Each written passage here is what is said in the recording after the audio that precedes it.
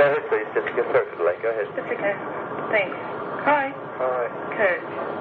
Yeah. Yeah. How are you? Good morning. Good morning to you. I wanted to ask you first, I've just been reading a story on Spinal Tap. Are you a Spinal Tap fan at all? At all, yeah, sure. Yeah. Great movie. They're claiming to have driven through Seattle about 5 years ago on a tour and heavily influenced most of the sub-pop bands. I don't know if you go along with that. Well, that's a pretty egotistical thing to say. Yeah, it is, isn't it? I guess they're a pretty egotistical band. They're reforming, did you know that? Yeah, I did. Yeah, it should be good. I'm really excited about that. Yeah. They played their last performance in Seattle Right. years ago. Some friends of mine found the skull that they had as a prop. Oh, great. And it was in an old warehouse, and now they have it in their room. That's great. It would have been great to get that little Stonehenge thing as well. Yeah, very much. Do Nirvana use stage props? No, we don't. But we intend to. Yeah. On the next American tour, we're going to have the 20-foot hypno wheel. A hypnotic wheel, you know? You know what kind I'm talking about? Yeah. Psychiatrists would use them. Fantastic. And we're also going to have a projection, a very large projection behind the drums, like a Pong game playing. You know what that is? A what game? Pong is the first home video game. Oh, very right. cheap kind where there was just a little dot that went back and forth on the screen. You had paddles and you'd play against each other and hit the dot back and forth. Was that a big game in Aberdeen? Well, it's a big game everywhere in America. Yeah. Something that might have it here, too. Because it's the first home version of a video game, you know, before Atari. I mean, it wasn't Atari, actually. You've heard of Atari? Yeah. Yeah, that's what it was. The first game that came out on Atari was Pong. That sounds so primitive. Yeah, it's very primitive. I think we had another one here that was about a frog. It lasted for about, 3 years. I can't remember if they probably had it in America also. It was just a very basic frog game. Yeah, where you try to go across the street. Yeah. Cars would hit him, like a frog. That was on Atari also. Yeah. What else are we going to get when we see Nirvana? Everybody here is, incredibly excited about it, but a little bit unsure as well. Why is that? I think because we've heard so many different things, they're not into too much hype and they're not going to put on a big performance. It's not very theatrical. Well, there's really nothing theatrical that we could do that we could think of. I mean, I don't understand what you mean besides using props and dancers or something like that. We could throw in a brass section to liven things up, but no, we basically just come out on stage and wave to everyone and start playing. It should be good, actually, but I can understand from your angle there would be a lot of pressure on you at the moment, a lot of expectation right around the world. Is that the case? Oh, I suppose there is, but I'm so far beyond worrying about those things because we've been on tour for like 7 months that I can only just try to get by day by day. We're all pretty fatigued. Yeah. I think that probably the most exciting thing that someone might see at a live performance is watching us collapse in their eyes. Sort of go cross-eyed and fall over. Yeah. Somebody said once, I thought this was a good quote, that the proportion of bullshit increases in proportion to the success rate of a band. Bullshit in that coming from the outside world. Is that something that you would agree with, having lived through the last few months? Well, that's a pretty broad term. Maybe it should be confined a bit. Have you? Bullshit. What is bullshit? Okay, Australian. Let's translate. Sort of hype, kind of people who maybe fake people. I don't know. hype, basically. Yeah. Yeah. I don't understand the hype at this point. There was never any collective conspiracy involved between us and our label. Yeah. You know? And we didn't pay off MTV to promote the hell out of us. It just happened. It was very organic, even though it happened really fast. Yeah. It's really not our fault. We can't defend it. I'm sorry. It's okay. We don't blame you. You know, we really didn't try very hard. I heard that you were actually signed to Geffen for $250,000. Is that correct? Yeah, somewhere around there. Yeah. 200. Yeah. It's interesting also that they seem not to have realised early on what they actually had. Is that something that struck you? Were you confident in the album, and were you surprised at Geffen underplaying it like that? Well, that was our intention to underplay it. We just wanted to put out a record and please the people who have heard it already. Geffen was always aware of at least of our potential, and I'm sure that. Yeah. There's always been a lot of excitement. Yeah. Amongst the people who work there. Yeah. They just felt that there was no need to really put a lot of hype behind us. Just let it go by itself. It's an incredibly special record to listen to, and I wondered if you also had a special feeling when you were in the studio. Did you have a buzz? Did you think this was going to be something really great? Did it occur to you when you were doing it?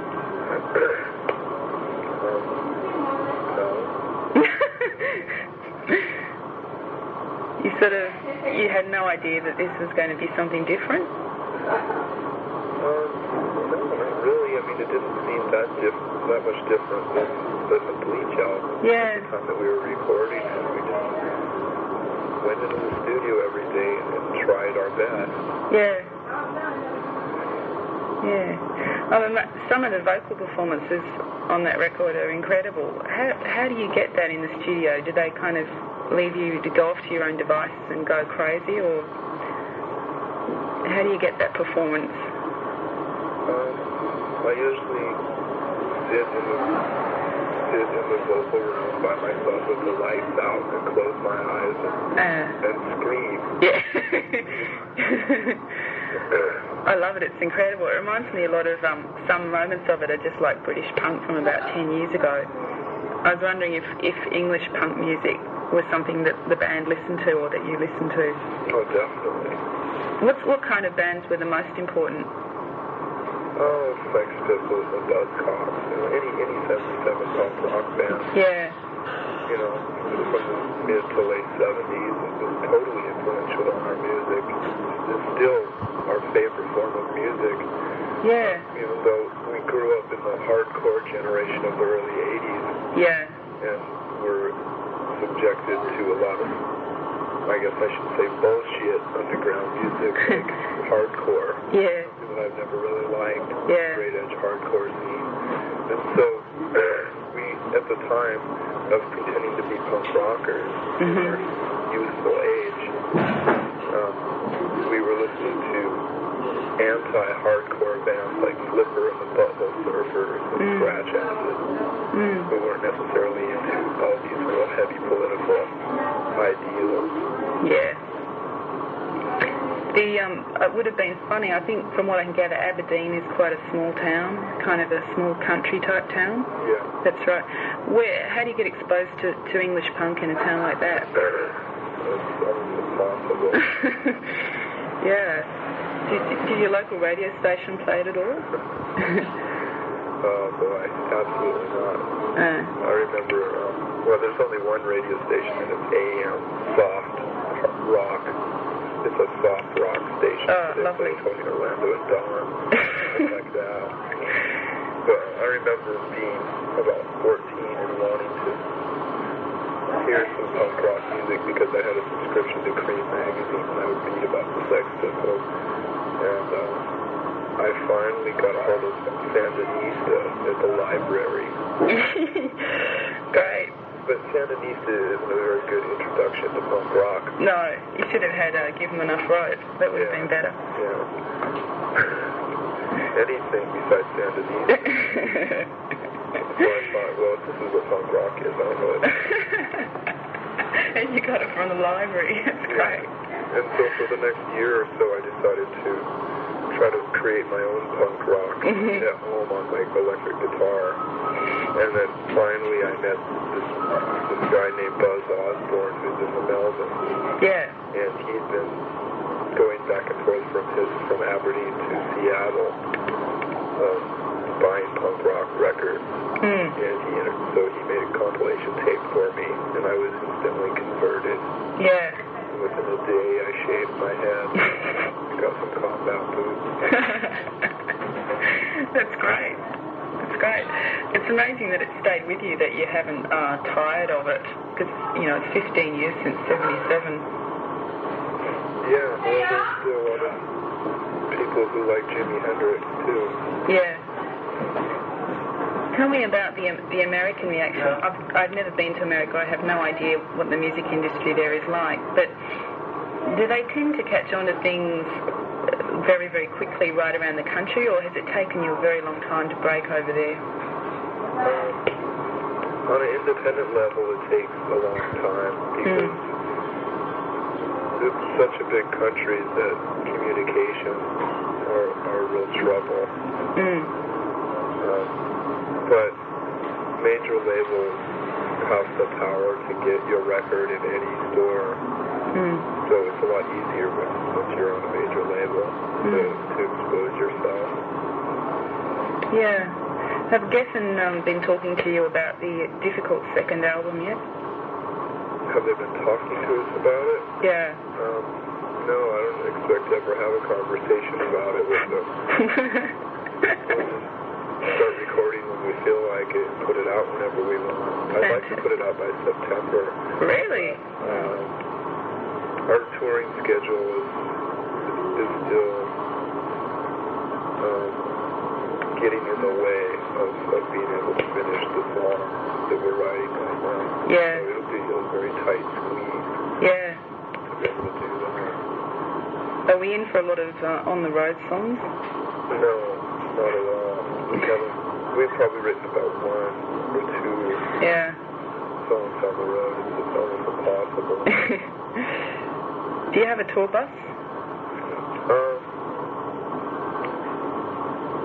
I don't know what we're touring in. I would like to inquire about the comfort of bands, because I feel so sorry for them on the road. It must be a horrible business. Oh, it is, definitely. If you're driving, especially in the States, the United States tours are the worst because they're on the average of at least 10-hour drives a day to the next city. And we've always been in a very small, compact van, cramming like 7 people into the van with your equipment. And so this is pretty rough, but on our last tour in Europe, we had a bit larger van with stereo, so that was extreme luxury. Yeah, sounds like luxury. Tell me about the cover photograph that I know Kirk Weddle took for you. Was that the band's concept, or was that Kirk's? No, that was my idea. That was your idea. It turned out really, really well. Yeah, it did. It turned out a lot better than I expected it to. Better than I envisioned it. Was the baby really underwater? Yeah, he was. That's incredible. Yeah, they went to a pool where they were teaching the children how to swim. Yeah. Yeah, he looks so happy. I love that shot. It's great. And I suppose that's kind of sums up where the band is now, because there's people waving money at you, I guess. Waving money at us? Well, maybe not dangling it on a hook, but I guess a lot of money would be part of your world now, where it wasn't maybe 2 years ago. I suppose it is, but it takes a long time. It takes many months to recoup the amount of money that you put into the making of the album. So we really haven't seen very much money yet. We're expecting to within the next few months. but we basically just live off of credit. Yeah, way to go. Do you have any plans to do anything major with the money that's going to come? Like, do you have plans for your own studio or stuff? We'd like to, I think we'd like to buy a house and live in a house. Actually have a place to live. Maybe invest a little money into a recording studio. But I'd like to invest my money into some bands that I like to help promote them whatever way I can. I might toss a few bills to some independent labels to help them out so they don't go under. Yeah, I guess it's important in America because you're really fighting against such a huge corporate it's amazing over there. Yeah, they're signing everyone. Yeah. They're stealing every independent band there is right now. Yeah. They're signing the most abrasive, subversive bands that you can think of. Great. I think all the abrasive Australian bands should get on a plane. Yeah. Now tell me how we're going for time. I'm not wearing a watch. Are we running out of time? Yeah, actually we are. I'm supposed to be doing another interview. Oh, hell. Yeah. Okay, I will do this. I'm sorry. That's no problem. Thanks for your time. Okay. And I look forward to the gig on Saturday. All right. See ya. Take care. Bye.